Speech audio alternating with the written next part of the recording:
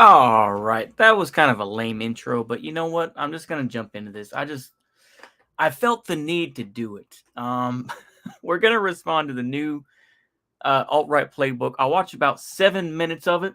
How's it going, Temujin? How are you? But we're gonna go ahead and watch the alt-right playbook, The Cost of Doing Business. So let's go ahead and just jump into it. I don't even want to waste any time. Let's just go ahead and see this. It's been like 2 years since this fool has put anything out, because like the last video I think I remember him doing was the one talking about his polyamorous relationships and trying to defend it. Such cope. And let's just go ahead and just jump into this. I mean, you know, so many people have made their careers off of this. I remember I did a long video talking about one of the alt-right playbook videos. But yeah, let's just go ahead and jump into this. The cost of doing business. Content warning. Yeah, okay.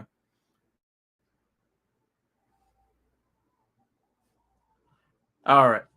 Okay, the minute I saw this, I'm like, okay, Milo Yiannopoulos?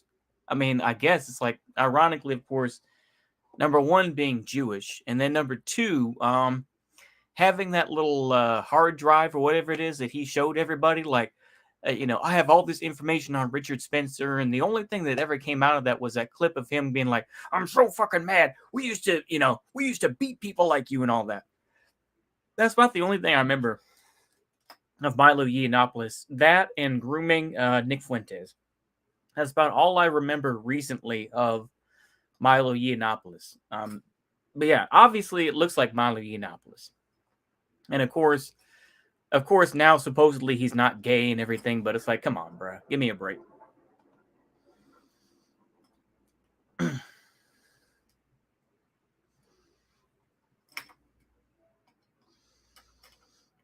Hmm.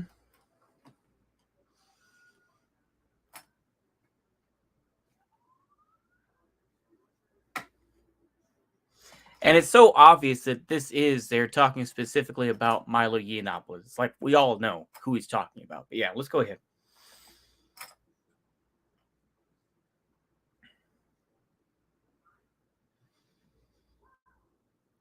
It's like, I feel sorry for Ian Danskin, because it's like, are you still living in 2016? Are you still living in 2015? It's like Milo Yiannopoulos is not being let in anywhere. He's just not. They've banned him. That's not even saying that he shouldn't be banned. It's like, I don't even give a fuck.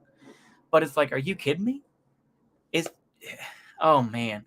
Ian, please wake up, go outside. I know you live in Roxbury, Massachusetts. I mean, that's what it says on your Twitter. Go outside, man. Touch grass, homie, because it's like, bruh.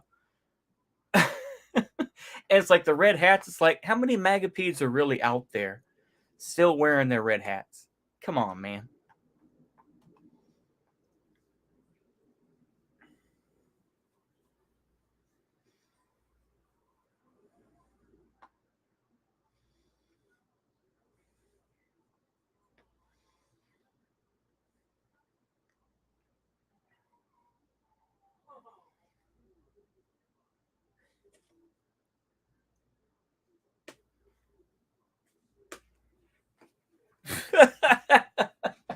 Oh, Lord, give me a minute. Everything okay, man?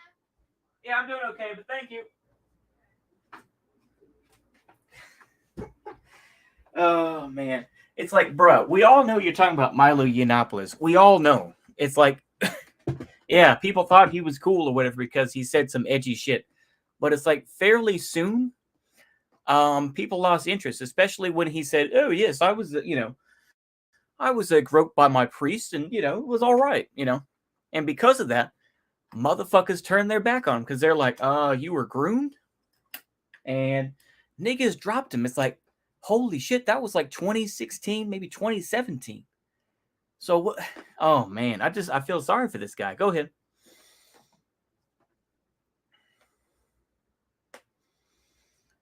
And let me say this. Once again, Bill Maher. Everyone, it's like I know. I mean, he's just a standard lib. The old boomer lib. Sean Hannity, a fake Catholic who still tries to pretend that he is, still a working guy, even though he makes millions of dollars.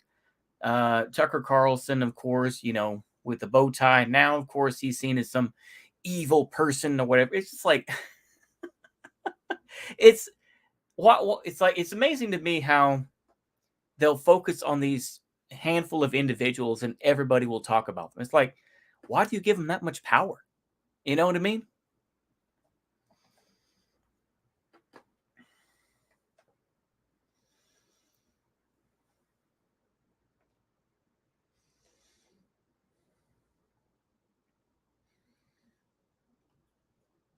Okay. Okay. We're going to get some clever switching of words here. He says progressives, and then he switches it to liberal. And I'm like, like I said, you can go ahead and say that that Venn diagram is fairly overlapping, but it is not quite a circle. There's still a little bit of sliver in there, at least in my opinion. But oh Lord.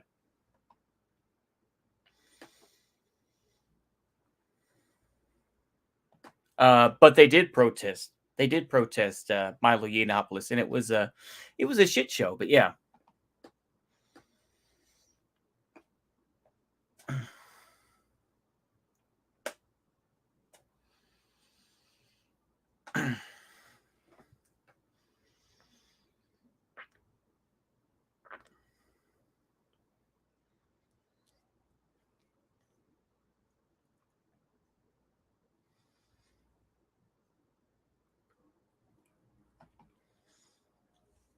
Okay, who was actually this edgy? I mean, oh man, yeah, here we go. Hey y'all, yeah.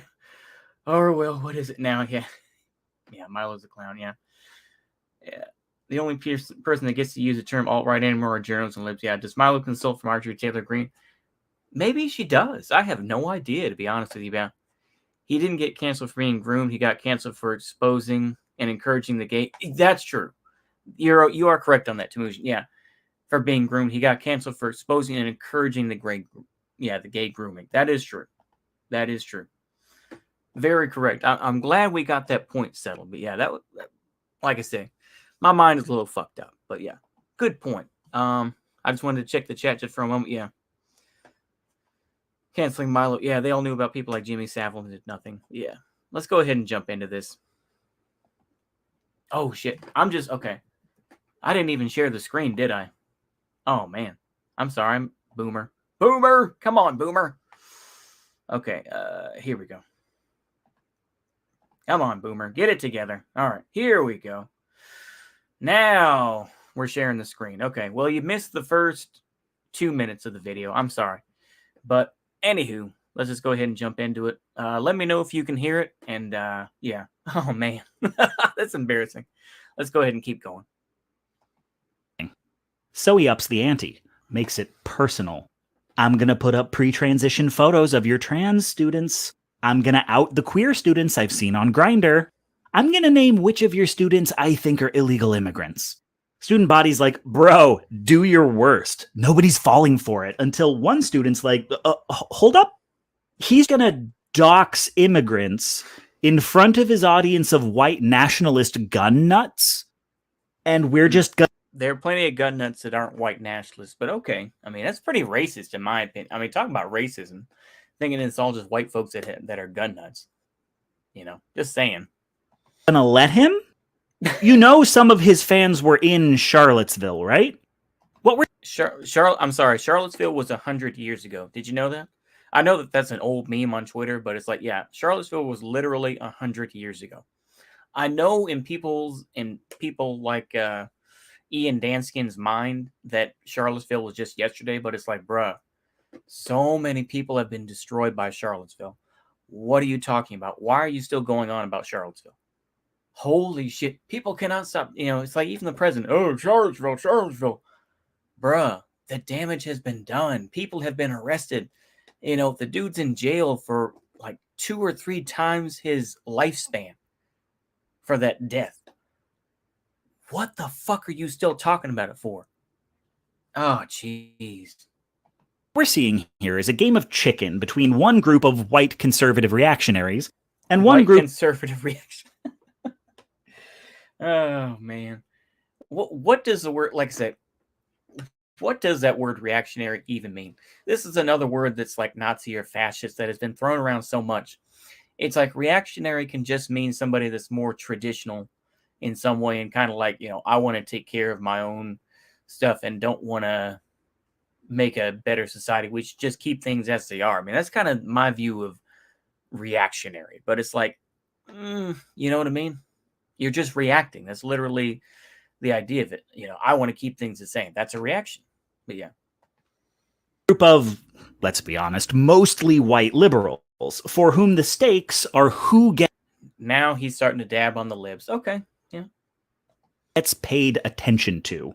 The provocateur doesn't have the ammunition nor the optics to attack privileged liberals directly, so he pokes and prods at various social minorities whom privileged liberals are supposed to care about until he gets a reaction.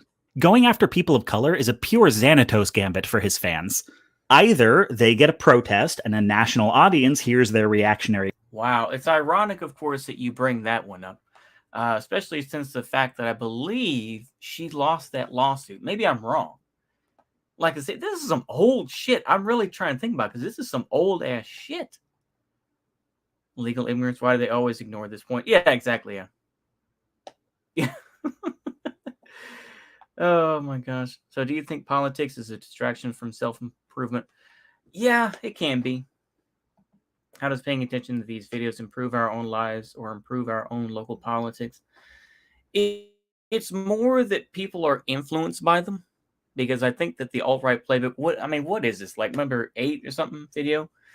It's like the 8th or 9th video in this alt-right playbook is that people actually do listen to this because already 106,000 views. It's not, I don't really, it's been a long time since I've actually responded to any of these videos, but really it's more the alt-right playbook is one of those. It's like, I've seen so many of them where it's just like, yeah, we need to, that's all. But I do think that it does take away from self-improvement. Absolutely. I'm saving up money and I'm going to start going to a gym and lose weight. You can hear me kind of huff and puff. So I will be doing that. And, so I do think that's important, but everyone's circumstances are different. So that's all I can really say. But yeah, I do agree with you, Hello 99. But yeah, they don't really improve our lives. It's more just being aware of the arguments.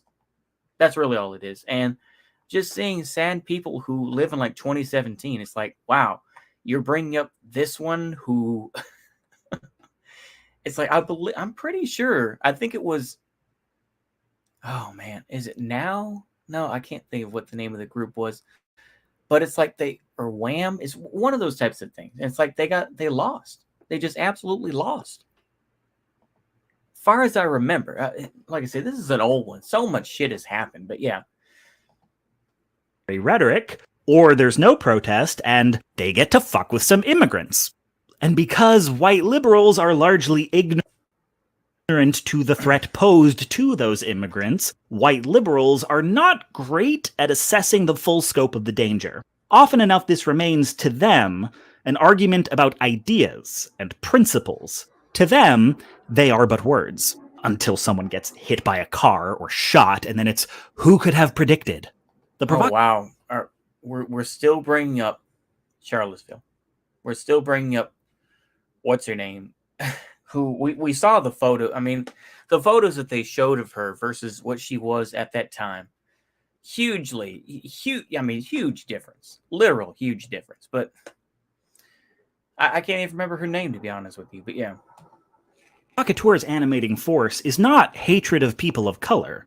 It's hatred of white liberals, just as white liberals' animating force is less advocacy for people of color than moral victory over conservatives. Neither side acknowledges people of color as entities in this fight. They're viewed as... Once again, I can agree with this to a point. But the thing is, the guy who's speaking doesn't give a shit about immigrants or whatever either, because guess what?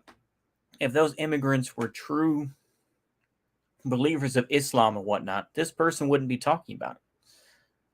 So, like I say, even so-called progressives and whatnot, these dedicated atheists, if they met an immigrant who is a dedicated practitioner, let's say, of Islam or Buddhism or something else, they would kind of be taken aback as much as they try to, you know, be all nice and everything else like that. So, yeah, give me a fucking break.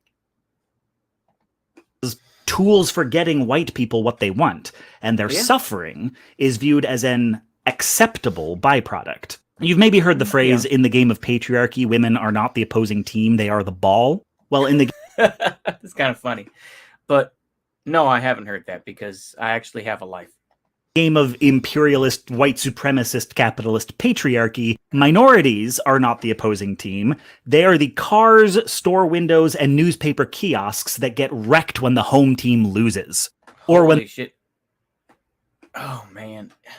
You just made a meme. I mean, this is literally like lefty meme versus right meme. It's like, wow, we're going to make a long quote and we're going to make it even longer because we're just that fucking stupid. Go ahead. the home team wins. It's the Eagles fan view of oppression.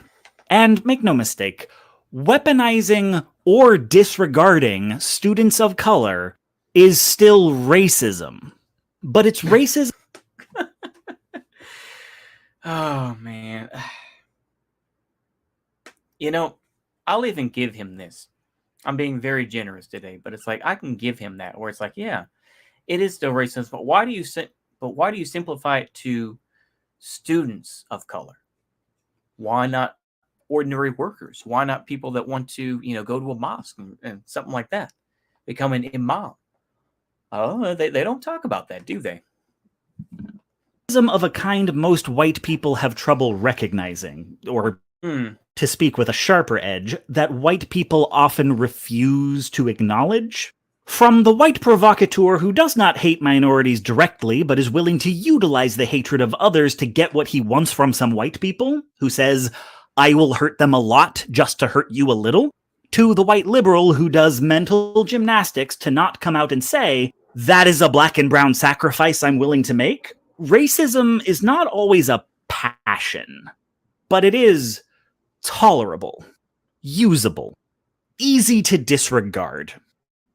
In a white supremacist world, it is the cost of doing business. Let me make it clear. Nothing about it. It took you 5 minutes to do that. The thing is that,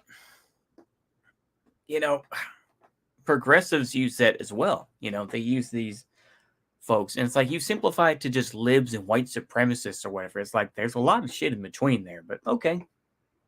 Nothing about this is okay. This is okay.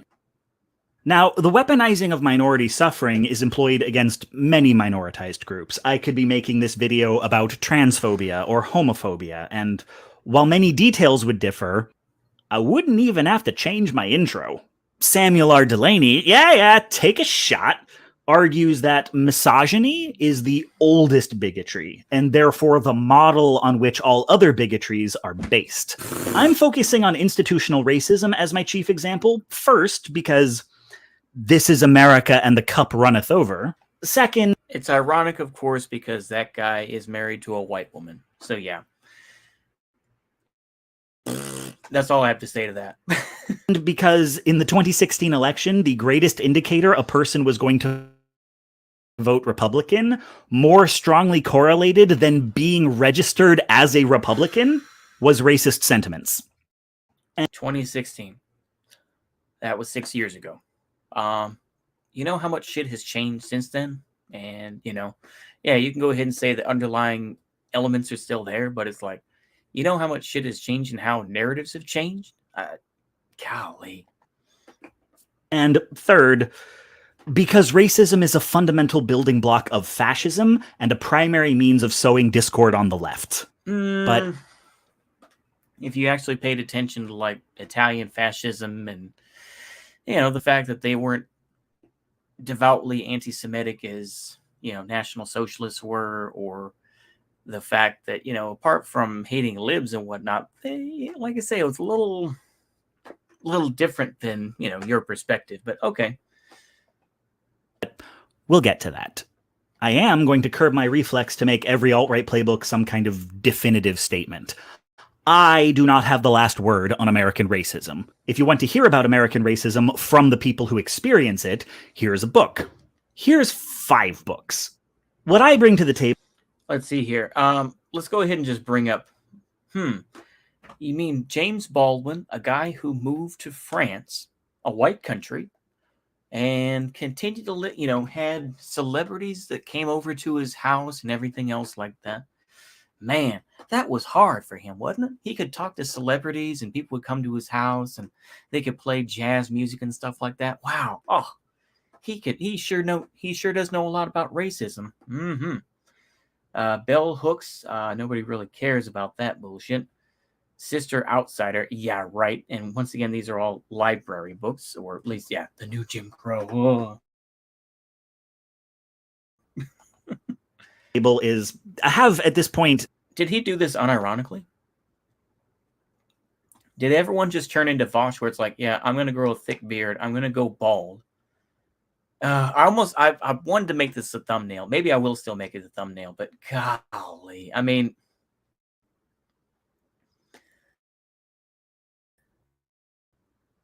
who would want to sleep with this guy? I'll be honest with you. I mean, who would want to? Just, why would you be in a polyamorous relationship with this guy? Like I say, believe me, I'm not that pretty, but I'm no Zac Efron, but Lord have mercy. Are you kidding me? Several decades experience being white. And in trying to explicate white supremacy, it is sometimes worthwhile to look at it from the inside. So my focus will be, what does whiteness mean to white people? American racial discourse has 4 principal white characters. On the far right end, you've got the guy white people picture when they hear the word racist. Your Klansman, your neo-Nazi, your suit and tie ethno-nationalist. This guy knows he's a racist, and he's proud of it. Next to the white supremacist, you've got the white collaborator. The politician, public figure, or businessman who does not agree with the white supremacist on paper, but will seek out their votes. Dennis Arini? Wow, Dennis Arini. Wow, you bring up another guy that's been disgraced, that's no longer on the internet? Wow, that's so that's so sad. Go ahead. Attention or money. Next to the collaborator, you've got the white moderate. People who ostensibly believe in racial justice as an end goal and are somewhat committed to bringing it about, but only with the cooperation of the white collaborator. It wouldn't be fair to do it without their consent, you see, and thus the white moderate spends a lot less time opposing collaborators than appealing to their better natures. They tend to operate on behalf of people of color rather than with them. Plainly put, the cost of doing business maneuver is this group using this group to attack this group using people of color as their weapon of choice. It is white supremacy in the form of 3 groups of white people fighting amongst themselves. Finally, on the far opposite end, you have the honest-to-goodness anti-racist, where the racist will support white supremacy, the collaborator uphold white supremacy, and the moderate seek to reform white supremacy. Only the anti-racist is trying to get rid of it. And even they are. Including people like Michael Reinhold, or even the people at Chaz who kill a black kid. But, we're not going to talk about that. I mean, that happened in 2020. We're still stuck in 2017. I swear to, oh my goodness. He doesn't talk about that, does he? It just, oh boy. Go ahead. Are not free from racial bias. And if you tell one of them, you are not free from racial bias, it's not guaranteed they will react well. It's just, if you're trying to fight white supremacy, they're the white folks you have the best odds with. Now, not really. Not really. But okay. This little chorus line is not how white people typically frame the situation. We usually think of racism as a binary. There are racists, and there are non-racists. In that framing, the provocateur is someone whose allegiance we get to debate. He willingly sacrifices people of color, but without personally hating them. Does that count? All right, let me take a break and look at the chat right quick here. Oh, man. Oof, boy. Oof. This spy freak is still around. Yeah, he's very pretentious. Yeah. Dennis Orini. Dennis Orini was somebody who I can't even think of it, but yeah, I'm pretty sure it's Orini. I do know that. Yeah, looks like a pussy. Yeah, freaking word correction. Yeah, exactly. Of course, the Antifa Chaz supporter is the real anti-racist. Exactly. Well, I think having bias towards any racial group is cringe and should be critiqued through actual facts, not bias. Yeah. Kind of guy who would get a kick out of being a Walmart manager and firing black people, to be honest. He probably would, yeah. White people of working middle class that aren't fat are college individuals, yeah. We still live in 2016, fucking liberals, yeah. Fucking liberals. It's true.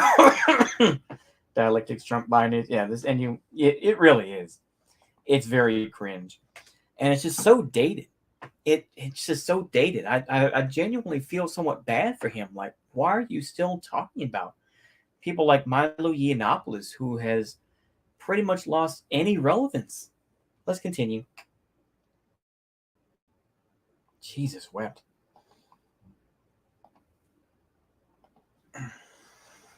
As hashtag racism, this debate lasts approximately the rest of your goddamn life, which should be evidence that alt-light and alt-right. Wow. Once again, 2017 sort of time frame. A lot of shit has changed. The alt-light really doesn't exist the same way. Yeah, people try to talk about it that way, but it really isn't. And the alt-right really doesn't exist the same way as you think it does. enough that the frame is wanting. In today's framing, there are several shades of racism, and there is anti-racism. There is no non. Now, before we map the choreography of how these four types interact, first, a quick note on how most white people think about whiteness. Short answer, whenever possible, they prefer not to. Yeah. Why would you? Whiteness in America. Is it vanilla? No. It's fior di latte. Nothing but milk and sugar. When non-whites are flavors, we are the base. In the same... So, hold on. This is so original. Not really, but okay. I'm going to skip past this bullshit. way one does not hear one's own accent. British, of one with an all-black cast.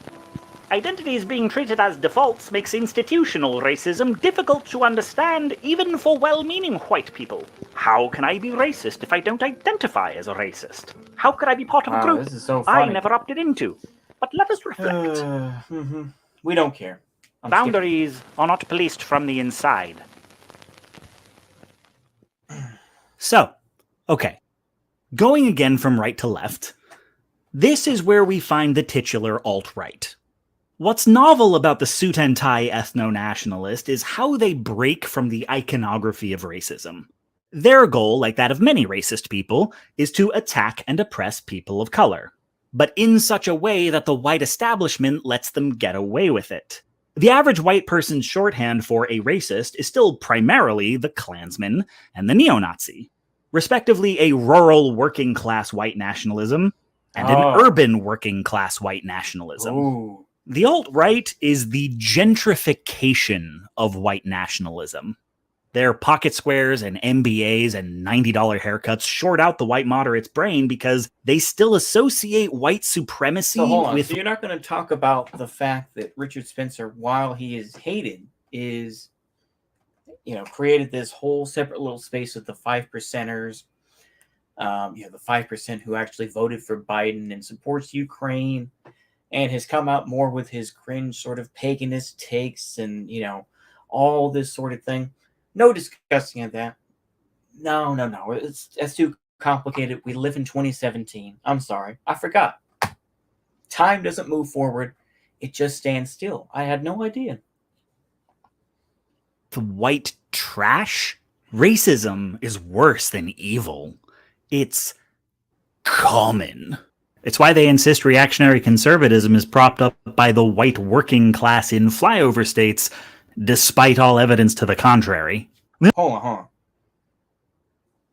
2016 voter median household income. Okay. Outright can't be as bad as everyone says, because who ever heard of a racist going to Harvard? Okay. Alt-right bridges the gap between white nationalism and the rest of white culture using class signifiers to gain access to the political and social capital of the more mainstream collaborator, and getting the moderate to treat them not as someone to be ignored, but someone to bargain with in good faith.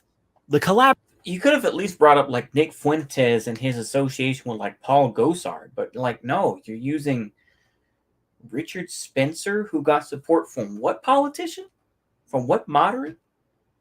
I mean, because he was on CNN a couple times. I'm genuinely perplexed at this. It's like, okay, there are plenty of other examples, but it's like, I don't think you're on the right track, buddy.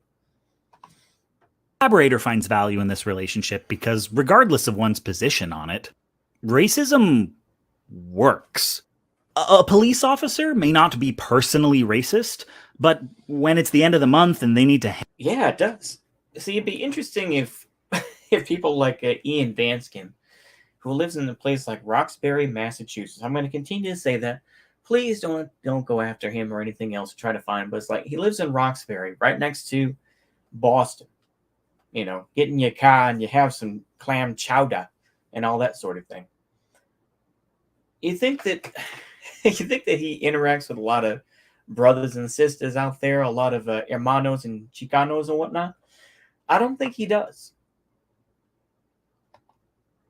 Hand out a few more tickets to make quota, it's safest to do so in a low-income neighborhood where the average driver can't make their life hell by hiring a lawyer. And due to decades of racist redlining, most low-income neighborhoods are disproportionately black and Latine, so... Latine? What? Latine? Latine? What the? Okay? What are you talking about? Oh, man. Just say Hispano. Jeez Louise. Hi, Chihuahua. This guy. And a prison warden may not be personally racist, but white people are approved by jury selection more often than people who think the justice system itself is racist, so black and Latine people are the easiest to... Latine? What the who told him to pronounce it that way? Oh, man. I'm not even critiquing every single little point, but holy shit, this guy is just so out there. And he's so in the past. He's just, oh, go ahead. Jail, and private prisons get more funding when they're full, so... And a conservative politician may not be personally racist, but black and Latine people predominantly vote Democrat, and since they're... Whoa, you flip past that one pretty quick. Hold on there. May not be personally racist, but black and Latine... Whoa, let's see here. Okay. So yeah, we have the white, 8% of black folks, 29% Hispanos, and hold on. Now, you notice that in that first one, he used 2010. Where is any of that? When was that year? Let's see here. Other. And then Asians. And it's just like, why did he crop out the year on this one? Very strange to me.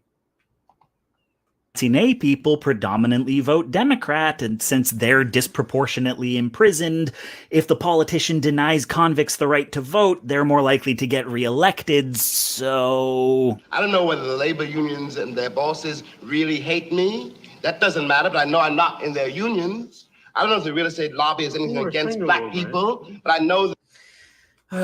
The thing is, I'm going to bring this up again since he wants to bring up James Baldwin.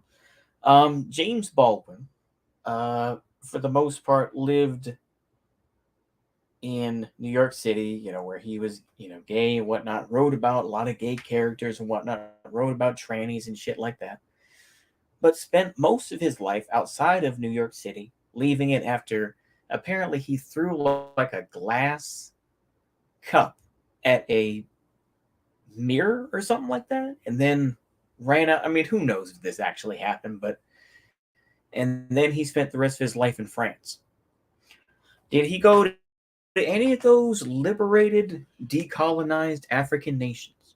No. He went to France. Why did he live in France? Because he was an acceptable guy. But the thing is, though, he wasn't even liked amongst the civil rights guys because he was still fruity. That's the whole thing. And it's like, and you could see from this guy, he was a fruit. But yeah, let's go ahead and continue. I get it. Once again, the dark-skinned brother talking to the light-skinned brother here, the red-bone brother, with the, oh man, that brother has a bald spot. The real estate lobbies keep me in the ghetto. I don't know if the Board of Education hates black people, but I know the textbooks they give my children to read and the schools that we have to go to. Now, frequently enough, these people are self-identified, card-carrying racists. My point is, for this system of incentives and rewards to operate, they don't have to be. Any of them may, but none of them must. Racism exists, and it's efficient. And in a capitalist society where cops are competing for promotions, private prisons are competing for contracts, and politicians are competing for votes. Don't explain to him about, the Soviet Union and the racism against like particular minorities and shit like that. Don't bring that up. So when he brings up like capitalism or whatnot, I know that this guy would still be against the Soviet Union, but it's like, also don't bring up like Cubans and the way they treated like, dark-skinned brothers down in Cuba, or how they treated homosexuals and whatnot. I mean, don't bring that up. Please don't bring that up. And, compare capitalism and socialism and how, usually socialists will still attack like various groups and shit like that. But yeah, go ahead and ignore that. Please do. Votes if in his form of socialism, that would never occur, apparently. Unethical behavior sees a higher return than the alternative, then ethics are a luxury. Yeah, there are hundreds of examples of businesses that claim in periods of prosperity that they prefer to do what is right over what is profitable. But what do they say when prosperity ends? Every boom has a bust. Since 1900, the US has spent 1 out of every 4 years in recession. And in the lean season, not using this generations-old system built by white people to advantage their descendants is a liability. A values-based... Well, hold on. But he was trying to separate between the white rural population versus the richer white people. Apparently, we threw that out. He was talking about that earlier, kind of in a schizo way. But then he tossed it out because it didn't work for him. So he says that all whites apparently benefit, which is interesting. But yeah. Based business typically goes one of 3 ways. Compromising their values to stay competitive, getting bought by someone who compromised their values to stay competitive, or sticking to their guns and facing a higher risk of going out of business. Many choose to do the right thing, and some even survive. But that's beating the odds.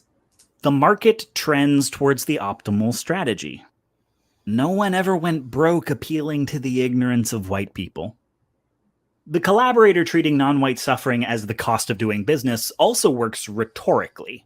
The average conservative citizen doesn't know anything about the Syrian civil war. But... oh, boy.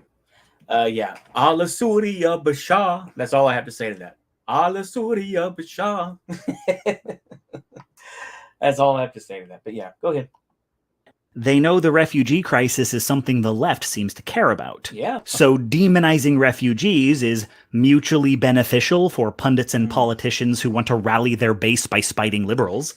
And you notice that if lefties were smart, they would try to portray, for example, the beheading of that French teacher a couple years back, and try to find a way to talk about it in a realistic way. But they don't, do they? They just ignore it. When they talk about people in Sweden getting robbed and things like that, they don't talk about it. They just say, like, oh, well, Sweden isn't that bad. Or they try to find some sort of cope. They just don't talk about it. With the Uvalde shooting, talking about you notice that they don't talk about the fact that that was a Hispano shooter. I don't have anything against Hispanos, this and that, but it's like, my man, how come you don't talk about that? But instead, it's just like, well, these things happen. But if lefties were smart, that they would find a better way to talk about it. But they really don't. And numerous issues are simply ignored so that far right are the only ones to talk about it. If lefties tried to talk about it in a realistic way, maybe they would get support, but they don't want to because they know that they would lose. Anyway, let's continue. And for white supremacists who want to mainstream racism against Arabs. The average conservative citizen does. Also, too, you could talk about the event. I mean, if you want to talk specifically about Syrian refugees, with this is just so ironic and so Germany, present day Germany, is the fight between, I believe it was an Iraqi refugee and a Syrian refugee. And this was broken up by not a natural born German, but a Cuban German. Broken up, and that guy was stabbed to death. That story disappeared not too long afterwards. You can find that fairly easy, but I'm pretty sure it's Chemnitz, which was in the former East Germany, German Democratic Republic. But yeah. Doesn't understand epidemiology, but they don't want to blame their own party for letting 1 million die of COVID, so calling it the Chinese virus is mutually beneficial for pundits and politicians who want to deflect blame onto a foreign nation. Once again, you could talk about the fact that, once again, who are the ones that were beating up those Asians? I'm sorry to say this, but yeah, usually it was brothers and sisters. It was black folks that were doing it. But once again, we don't talk about that. And of course, what they did was they immediately had a march where black folks and Asians were standing together against white supremacy, because that's, it's white supremacy that made them do that, apparently. And for white supremacists who want to mainstream racism. White folks did, and let me make sure I'm crystal clear here. Yeah, there are white folks who did try to accost Asians, sure. But they weren't as blatant as some black folks. But of course, we wiped that away. Because of course, that one white guy went into a massage parlor and shot up the place. And because of that, we're going to focus on that story. And the majority of the other stuff, we're not going to talk about that. We're going to focus on that big thing instead, which is usually what happens. We're going to focus on this one big case. We're going to ignore the others because they aren't important. And that's usually what occurs in the media. But yeah. Against Asians.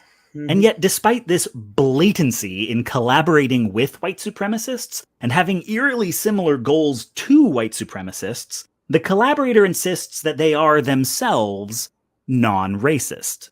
Their decades of opposing affirmative action, right to assembly, police reform, fair voting efforts, redistricting, funding for public schools, prisoners' rights, religious tolerance, shutting down Guantanamo, accessibility for non-English speakers, immigration, investment in low-income neighborhoods, decolonizing school curricula, Indigenous Peoples Day, putting Harriet Tubman on the 20, kneeling, ending the drug war, or withdrawing from the Middle East, are framed as problems of implementation. You're going to ignore the fact that Trump had a plan to. I know I'm not a huge MAGA Pete, but it's like the fact that he did have a plan to actually leave Afghanistan. But I know, forget all that. But he just shot a lot of those other things off. We agree with the aim of closing the racial wealth gap, just not like this. We agree with the aim of Latin Americans entering the country, just not like this. We agree with the aim. It's funny to me, of course, once again, what he doesn't realize is how odd things are and how those things are at odds with each other. For example, talking about indigenous rights versus accepting more Hispanos. It's like, you've never been to like Brazil, have you? Or like Argentina, and seen like the feeling towards how they feel about natives and stuff like that. It's like, I don't think that they would, yeah, but of course people don't want to understand it. It's only white folks that are bad. Go ahead. Aim of peaceful protest, just not like this. Hmm. And if we on the left are to ask, how exactly are we supposed to get this without this? Oh, coming up with that solution? That's our job. And if it's not getting done, it's because we haven't come up with a solution they like yet. And probably what they don't like about our... Wow. I don't think I mean, once again, you're oversimplifying anti-racist, aren't you? Where they think that putting Harriet Tubman on the $20 bill, that's a lib thing. That's a lib thing. An anti-racist, if once again, if you want to be honest about it and you want to try to portray people in the right way, an anti-racist would see that as a slap in the face. And also, they probably wouldn't like Harriet Tubman because she would probably be considered a Republican in modern day lexicon, in some ways, anyway.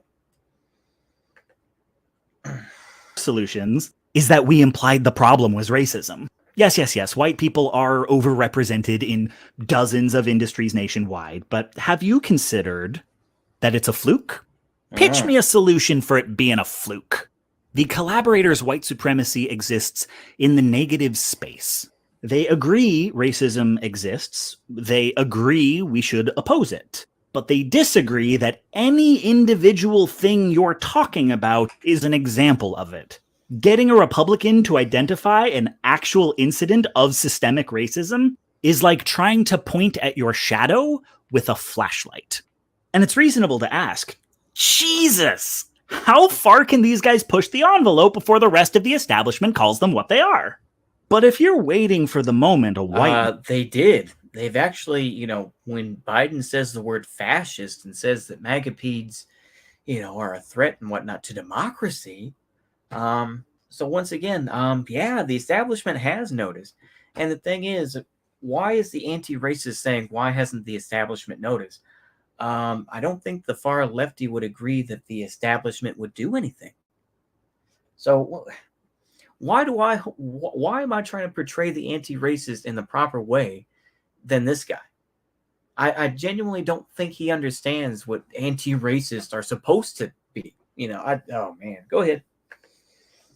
Moderate agrees mainstream conservatism has done something unacceptably and unequivocally racist? You're underestimating how long white people can equivocate. There's a lot to say about the white moderate, and I'm about to be that lefty who expends as many words complaining about liberals as he does fascists, but look, as much as this series is about the tactics of the far right, it is at least as much about how the center left is susceptible to them and complicit. So, okay, when a Democrat loses an election, what happens with the white liberal pundit class? Well, there's suddenly a lot of chatter about how to talk to your racist uncle over Thanksgiving, about how liberals in red states can contact their representatives, about the... A lot of lefties still talk about debate. Value of debate? This is our fault, they say. We let this happen because we didn't have enough conversations with white conservatives. You hear a lot more of that talk than about how the gutting of the Voting Rights Act cost a lot of the left the right to vote, and what could be done to guarantee their representation in the next election. In fact, you hear a lot more about how that kind of talk is alienating to the white conservatives who supported gutting the Voting Rights Act. About how reaching across the aisle is going to mean easing off the race talk, at least for now. POC representation is quickly reframed as a critical long-term goal, but in the present moment, while we are competing for elected office, guaranteeing the minority vote is a luxury. What's priority? Are you kidding me? Are you kidding me? So when AOC gets voted in, now of course, AOC of course has the white guy on her arm and whatnot. And it's like they reach out to my conservatives. Which ones? What are you talking? Okay. Is that the people who suppressed the black vote in order to win elections not be made to feel that they are racist. Because, what if they genuinely believe the Voting Rights Act unfairly targets southern states? Or even if, and I'm saying if here, they did do it to suppress votes. If hurting... So what? I thought voting was cringe. I thought voting wasn't worth it and all this other sort of stuff. I know that Ian Danskin himself believes that voting is still an aspect of, democracy and everything else like that, and it can change things. But I thought in general lefties gave up on voting. Apart from people that have turned into libs, but Black people isn't their goal, and they're just trying to win elections. Is that really racist? Let me take a moment here to look at the chat again. Oh man, yeah. He can't even pronounce Latino Lamau. Yeah. He can't even pronounce. Yeah, exactly. Are you fruity a little bit, Uncle Thomas? Yeah, I probably am. I'm not even gonna lie. Yeah. Thanks, Project Red Menace. Yeah, but my yeah. New York Magazine released an article about how Asians in America need to stop complaining about the brother on the Asian crime wave happening in the U.S. Yeah, exactly. Oh, okay. Yeah, pillow biting wasn't and isn't popular in Africa. Yeah. It's bad, yeah. White jury's way more lenient. Yeah. That was a weird pronunciation, yeah. Latinx, yeah, Latine, yeah, that was bad. Is a NATO supporter. But in a roundabout way that it will become pro-white, I think he's been coping since it fell apart. Yeah, he definitely has. He definitely has. Do you think he hates Slavs? He probably doesn't know what Slavs are. Yeah. White, Nazi, these libs are fucking robots. They really are, yeah. The anti-racist is the easiest position to turn racist because of liberals. Oh, absolutely. Absolutely, yeah. Okay. I just didn't want to miss all the comments. Anywho, let's get back to the video. Like I say, I'm trying to zoom through this here because this is some bullshit. I'll tell you that. But yeah, let's continue. Moderates are very cagey about breaking out the R word for a fellow white person. See, there's this other definition of racism that most white people learn in grade school. Racism is when you say mean things to other kids about skin color and it hurts their feelings. Racism is about cruelty, and harm done by white people, therefore, is not racism if it isn't cruel, if it's merely ignorant or apathetic. Yeah. But ignorance and apathy can be reasoned with. You just gotta sit down and hash it out, as long as it takes. Real white supremacy is about emotional distress or... If I find out the origin of what happened here and here, I don't think that's gonna... I have a feeling it's not gonna prove your point, but okay. Interpersonal violence, it's uncommon, it's unpopular, and it's a hearts and minds issue. What this definition leaves out is any notion that white supremacy is about power. That white people who disavow politics in general is about power. See, this is the type of guy who will blame racism for Jackson, Mississippi, and not realize that most of the folks that were running Jackson, Mississippi were melanated, that they were black folks. So, yeah, I don't really want to hear it. I'll be honest with you. Racism still live longer, get paid better, get arrested less often, and are typically in position to negotiate with whomever's in power. That this society was built for the everyman, and being the everyman confers power upon you.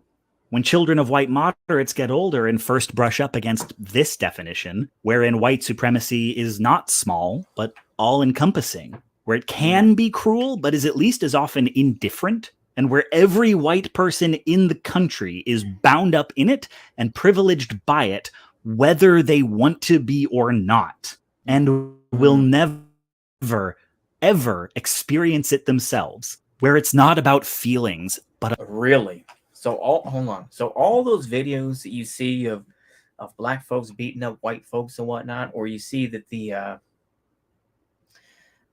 grown black dude who shot the white kid and whatnot, that shit never happens. That never happens. No, it never does. The video from, and if you want to bring up old shit, let's bring up some old shit where the video of the retarded kid who was being beat up by a group of black folks in Chicago saying, fuck Donald Trump, and punching him and doing all that. That never happens. It's all made up. It never happens. They'll never experience racism ever in their lives. It never occurs. About power. How often do they say, oh, politics is all about power? If you were in charge, you would do the same types of things, and you would just disenfranchise white people, same as so-called white supremacy disenfranchises black people. So don't give me that bullshit about, oh, it's all about power. You want power too. You want it too. Oh, maybe the definition I grew up with was simplified for 9-year-olds. Or, oh, maybe the definition given to me by white grown-ups was less complete than one a black grown-up might have given. And how often do they say, you can't just redefine racism? Right out the gate, the white moderate is possessive not just of their whiteness, but of the very definition of racism. In the definition they know, racism exists only over here. And the white collaborator is a compatriot who shares their ultimate vision for the future and is simply gone off course somewhere. And they don't see themselves as flawed individuals with a long way still to go. They've already arrived. They're the destination everyone else needs to get to. Living proof that white supremacy can be easily and painlessly opted out of. They can't see collaborators as opponents because there is no definition of white supremacy that includes collaborators and doesn't also include them.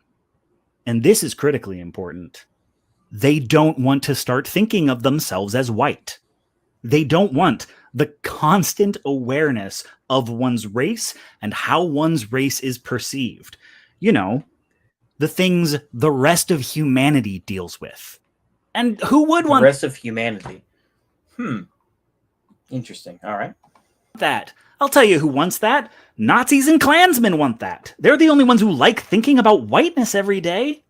So white moderates cling to the other definition, the comfortable one. They may be more or less willing to collaborate with people of color, but mostly in ways that don't foreground their whiteness. White as default is one concession that can never be made, in part because it's the one that can't be spoken. Their ideal is a kind of big tent anti-racism where victory comes by winning over reactionary conservatives. That might strike you as odd, given that reactionary conservatives have seen many victories over the last 20 years, and it's not like they did it by winning over us. Name one. Please name one. Are you talking about abortion? Like I said, that really wasn't a win because people are scrambling to fight for abortion rights and they're trying to get it into the Constitution. So no, that really, it was a temporary win, but plenty of folks in plenty of areas will still have abortion or reproductive rights. So please name one. White supremacists bolster their numbers by finding little disgruntled pockets of America that have not heretofore engaged much in politics, and radicalizing them to the cause, and then pitching themselves to white collaborators as a demographic. I guess they're still MAGA-peas, so, huh? They still wear red hats. Okay. Now large enough to sway a narrow election. If moderates wanted to counter this strategy, they might... What happened in 2020? What happened with that? Oh, wait a minute. No. That was the white moderates. I'm sorry.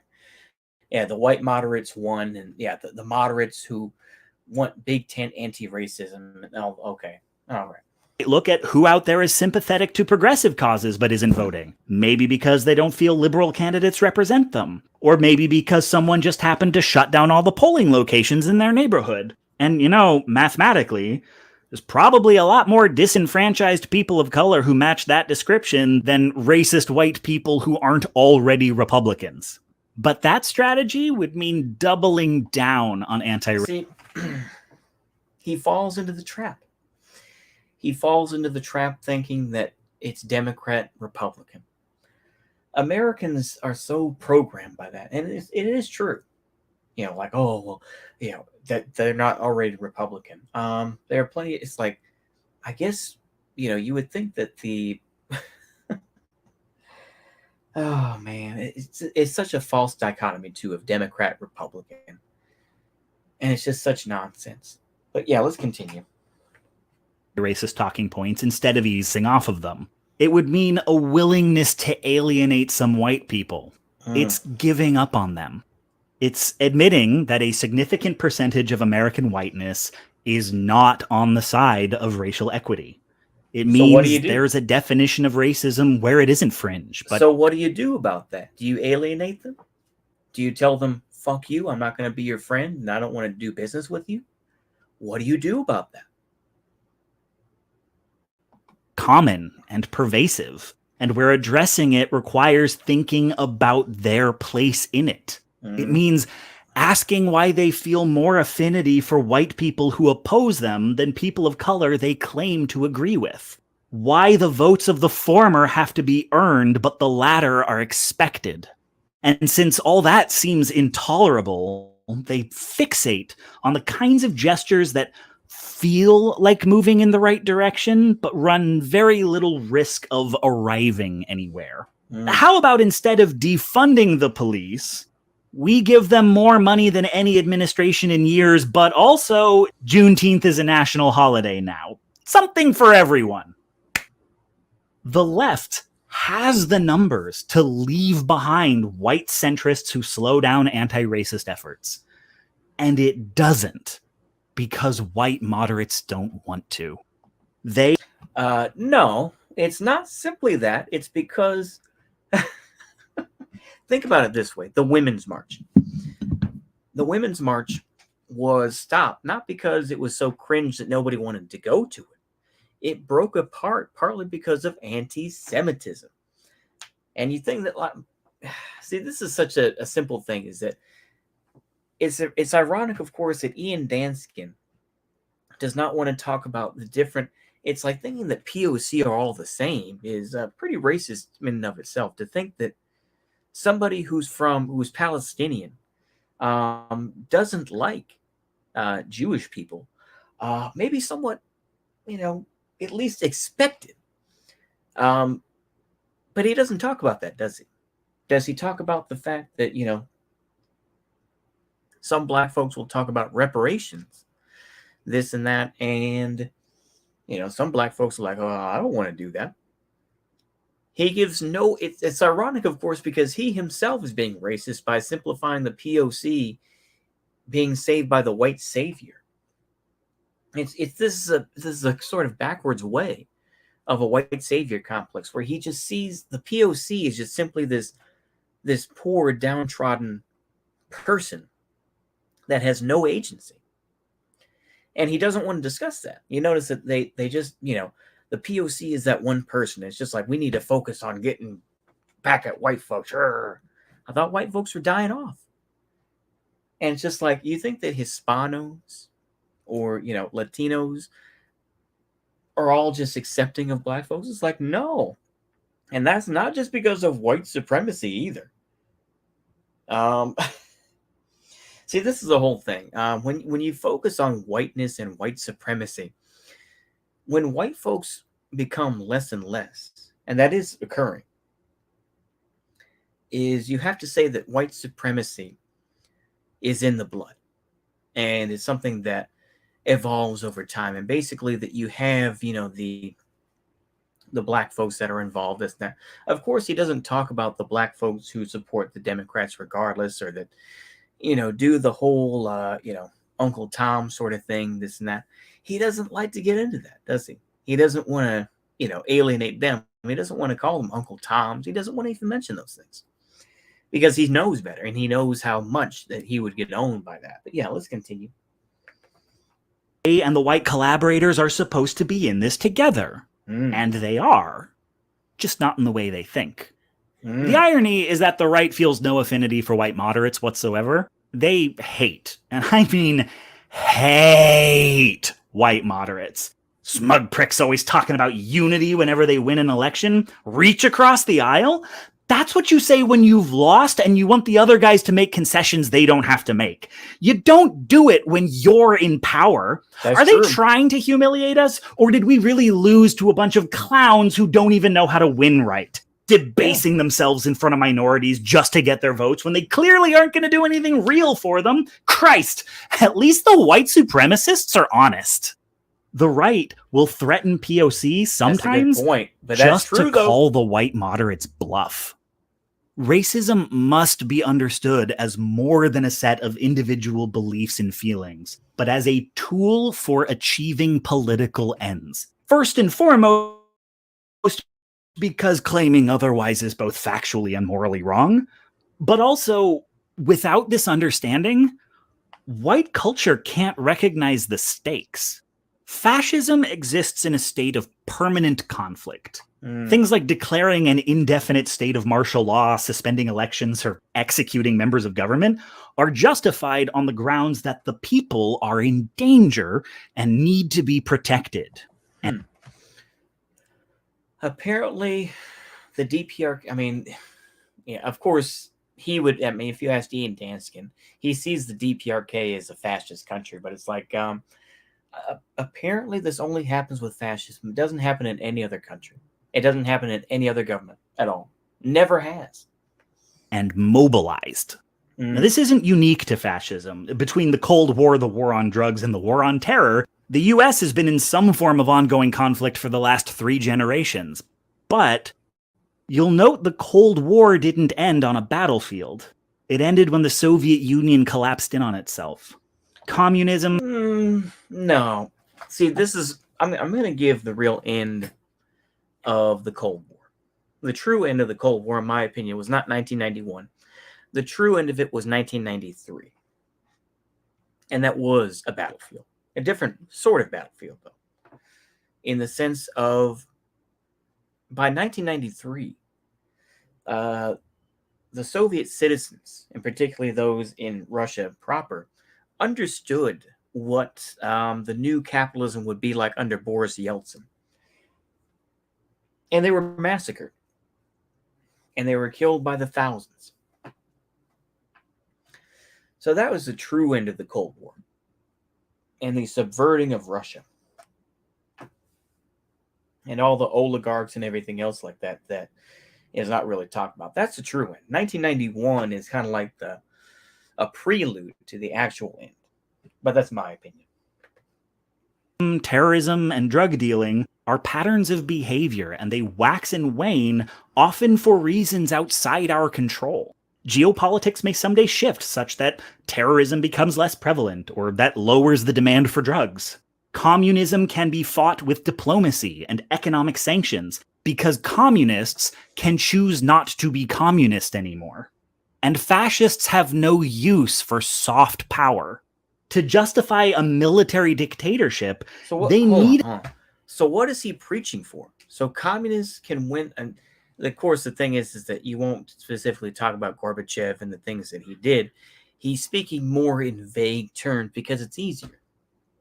They just need an opponent that won't just go away on its own. An opponent that won't just go away on its own one day. It always comes back to identity politics, because black people can't stop being black. Theirs is a number that will not be reduced without the hard power of violence and displacement. Or through abortion, but okay. Fascism begins by stealing targets from the left. They focus on elites, corrupt businessmen, weak-willed politicians, subtly shifting focus away from leftist critique of systems to types of people. But sooner or later, they settle on something unchangeable. Race, gender, ethnicity. Yeah, but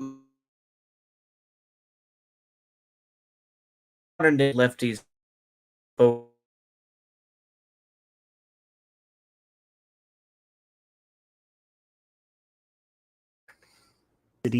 religious. The bigotry is localized to the region's existing prejudices. In Nazi Germany, it was Jews, Jehovah's Witnesses, Roma, Slavs, black people, queer people, and people with disabilities. Don't tell them about the black folks who lived in Germany that weren't arrested and stuff like that. Don't tell them about that. Also, don't talk about the Freemasons that were also taken out. Don't talk about that. Please don't. Fascist Italy, it was Slovenes, until Mussolini invaded Libya and Ethiopia, and so demonized their citizens as well. In Apparently, the song Feceta Nera never existed. Okay. US, the Klan and the American Nazi Party targeted African Americans, Jews, Catholics, queer people, and immigrants. Spain under Franco tried to determine the exact racial makeup of the Spanish people so they could cast out those with the wrong mixture of bloods. This is why the far right has gone all in on transphobia, by the way. Like, it's joined Islamophobia on the outer rim of acceptable bigotries. On some level, they know. So hold on. My far right. Number one, if you think that he's far right, if you think Matt Walsh is far right, then you're a retard. But also, I think it's interesting, of course, because you will meet plenty of far right folks that are like, yeah, we actually like Islam to a point, you know. And of course, like I say, there's plenty of folks who are just like, I still hate Islam, this and that. We've had a battle with, you know, and they're hardcore, like Christian type of folks or whatever. But yeah, Oh, trans folks aren't just cis people in disguise. That desistance is rare and conversion therapy doesn't work. Because if trans people could just stop being trans, they never would have picked them for an enemy. Yeah, it's also about making money. That's the whole thing about transgenderism. But all right. This is where it starts. This is why you should have no patience for anyone saying wokeness is dividing the left. We should be focusing on class. They're not attacking us on class.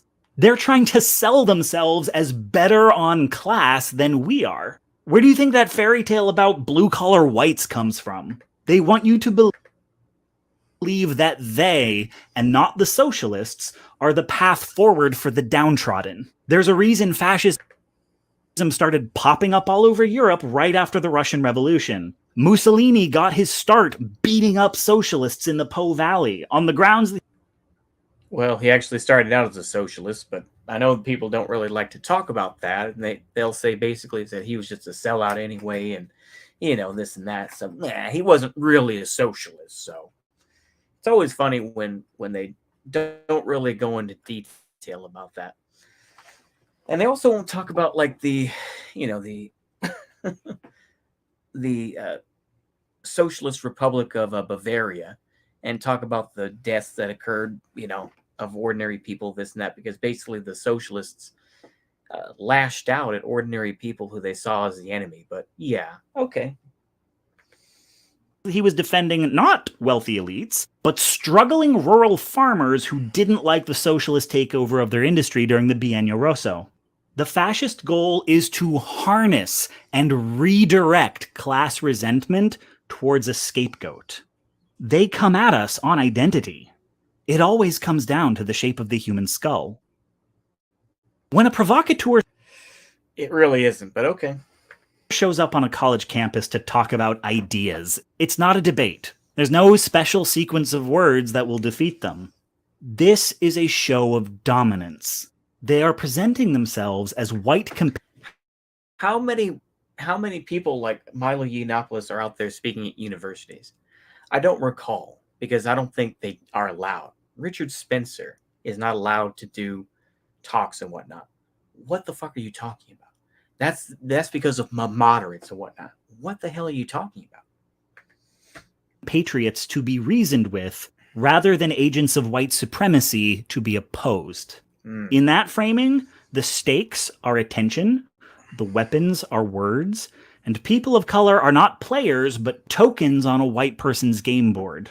And yeah, you included, because you simplify POC as one note sort of people that, you know, need the help of the white savior, the anti-racist. They need the anti-racist to come and save us, you know. And it's just ridiculous. You know, does he go into detail about the POC? No, he doesn't. He doesn't want to, because he knows that just as white folks aren't all the same thing, is that, you know, I'm sure that if you know, compared someone from, let's say, or how, you know, like I say, specifically talking about like the black first sort of idea, and the anti-immigration feelings amongst black nationalists today. But he doesn't want to go there because he knows that he would look like a twat if he did that. They are checking whether you will submit to that structure. They don't care about ideas. They care about power. So do lefties. They care about power too. Everybody cares about power and what they can get from it. What? See, this is the whole thing. It's like if you just came out and said everybody wants power, but they use it in the wrong way. We would use it in a better way. He could do that and probably make it a little bit better, but he can't do that. He just it's all about power. No kidding. Everybody wants some form of power. Go ahead. And power is what beats them. They tell you 400 people showing up to protest is just free news coverage. But when 4,000 show up, they cancel.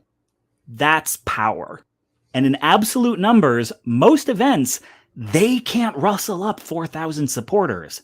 But we can, provided cishet non-disabled white dude lefties like myself haven't told all the right's biggest targets that their struggles don't matter. And it's worth mentioning. The thing is, though, is that those eventually get broken down because the lib attitudes come out. And you find out that, folks may join. It's like, okay, yeah, you got that little victory, but can you keep that up?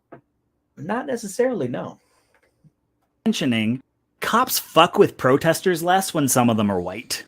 It's also worth mentioning racism affects 58% of the working poor, so there can be no class solidarity that doesn't address it. This isn't who needs to win. This is who needs to win. And if you're white, you need to be over here. I've collected as many resources as I can find by POC on what they need and want from white allies and put them in. But once again, though, you chose people like James Baldwin, who I've said numerously. It's like, what did he really do? He got to hobnob with celebrities. He had did he really go out there and support all those things past the civil rights movement? What did he really do? He wrote poetry and he wrote books. Whoop-de shit. So yeah, don't give me that bullshit. The down there part. There's a plurality of opinions on this, so I recommend reading more than one. And it may not always be a 4,000 strong protest. Every direct action is unique and must be strategized in concert with the people most affected. But what I can tell you is when business gets done, white folks need to split the check. A movement cannot be anti-fascist if it isn't anti-racist. So it all led to basically like, yeah, you need to join the anti-fascist groups that, have all these weird folks who dox people and shit like that. Yeah. Well, that was something. You little people need me. He really does, yeah. I would not mind if the West became Muslim. Yeah, I probably wouldn't either, to be honest with you. But yeah, do we have to be white allies to the people who are hostile to us? Yeah, it was very gay. It was. Far right equals based and cool. Yeah. They've given up on totally stopping the drugs and now just want stability. That's why certain cartel leaders aren't touched. Absolutely. Let's go ahead and remove this. Okay. Well, that was lovely. Yeah. Literal propaganda calling Hitler a champion of the black race in Africa. Exactly. His HY4 brain can't comprehend. Yeah. Every regime has hard power and soft power. Yeah, exactly. Jack shit about the alt-right. It really, like I say, I don't think the alt-right exists the same way. Yeah. August coup plotters. Yeah. Stab the black population in the back. Yeah. You is good kind of communism. I will die on this hill. That is fair. Yeah. Yep. Because they will stab you in the back. Absolutely. Also, who the fuck takes Richard Spencer seriously? Yeah, absolutely. It was a hard video to get through. Like I say, if I really researched this, yeah, people totally don't have. Yeah, Chinese people totally think of themselves as just Asian. Yeah, exactly. Yeah, it's just pulling stuff out of his ass. Absolutely, yeah. Blacks who beat a white kid to death outside of high school and a high racist. Yeah, was fuming with that one. Yeah. Yes, this guy. Yeah. Absolutely. I mean, this is a guy who just there really isn't an alt right though. There really isn't. I mean, that died in 2017. You know, the alt right, that whole idea died. It's just now it's just wignets and folks who are just kind of like edgy bros on Twitter and posts and stuff like that. That's really all it is. You don't really see in the same way like folks going out, you know, like other than like Patriot Front and stuff like that. It's like, yeah. One of my opinions on Caraboga. I thought it was a good ass meme. I'll be honest with you with that Caraboga. I think was a good meme in terms of like the Turkish sort of stuff. I mean, I don't know if you want to believe that. That's cool. It's whatever. But you know, it is what it is. I think Caraboga still exists. I think Caraboga now kind of works with Ukraine a little bit. I mean, if we want to, you know, like seeing that a little bit. But yeah, that's my view of it. Well, that was a slog fest. I thought I was fairly good faith. I think generally speaking, you know, my black brethren, exactly. I thought I was somewhat good faith. I didn't really. I tried to attack just the ideas. I didn't go at him. Maybe I was a good white moderate this time. You know, who's still part of white supremacy and whatnot. But it's like this. I mean, it's still. It all leads to the same place. So where it's like you know, you can't simply be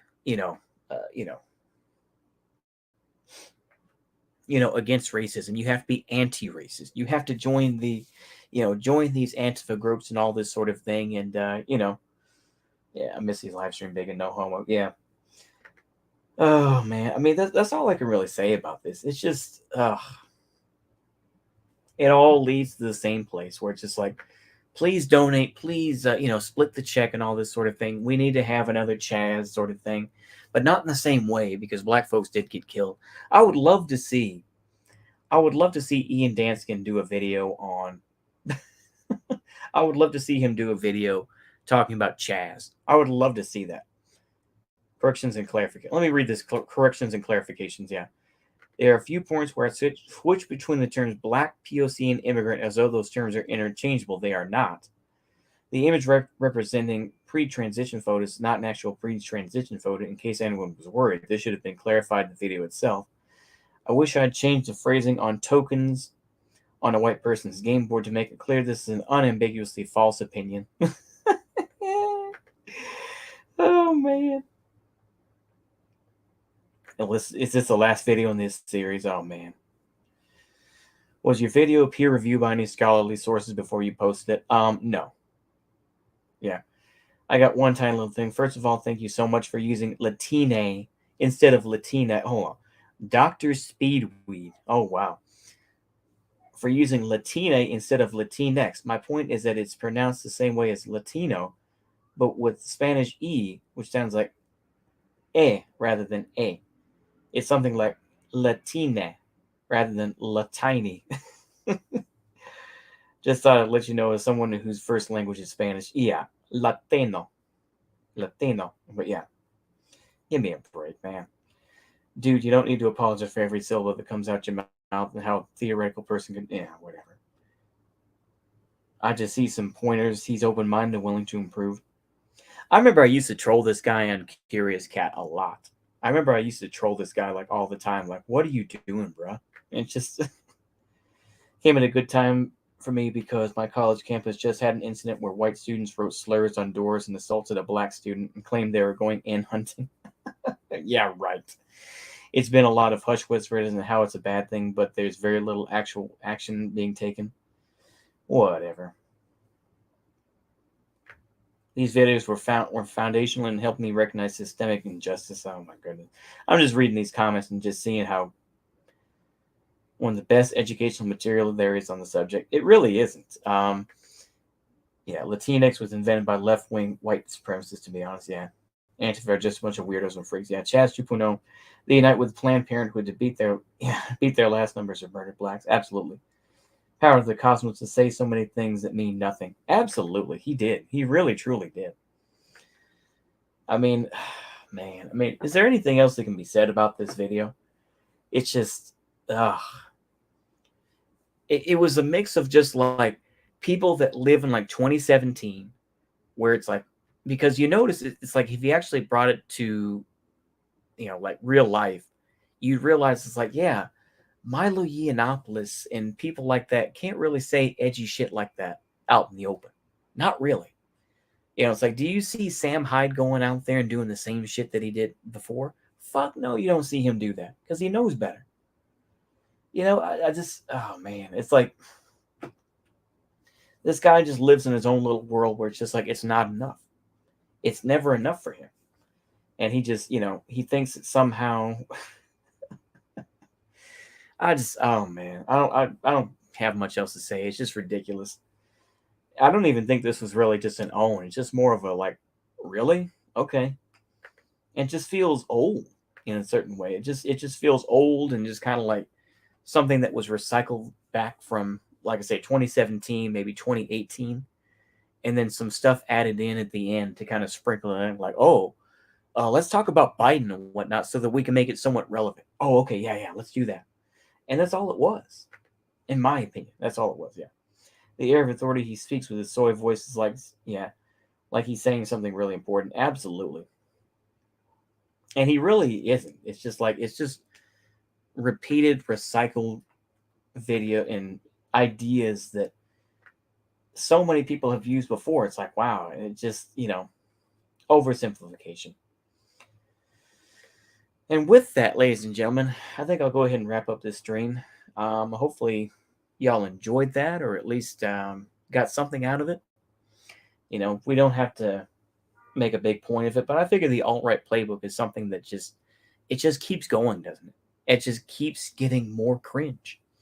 And it's just, I'm here for it, to be honest with you. I'm here to call out the bullshit of it, even if I didn't do the best job of it. But honestly, that's all I can really say. But yeah, no one listens to him though, except the already converted. That's true. Yeah, it sounds like a ContraPoints video from 500 years ago. Exactly.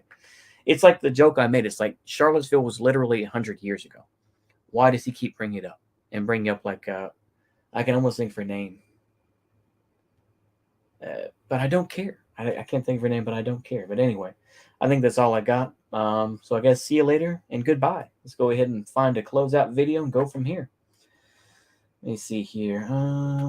That was not that good. What's this one? Can't remember. Let me see. Yeah. Heather Heyer. Yep, that's it. Yeah. Heather Heyer. Thank you. I appreciate it. Yep. Thank you. You as well, sir. You as well. Yep. Stay safe. Absolutely. Stay safe, all. Be careful. Like I say, don't assault anybody, this and that. But yeah. Okay. See if I can find a good one here. If I can find a good outro video. Let's see here. Let's see. Oh, okay, that's the professional stream one. How about this one? Let me see here. See, it's been. Okay, here we go. Oh, here we go. This is a good one. Why not? Hopefully, y'all enjoy this, just to show I'm not completely racist. Here you go.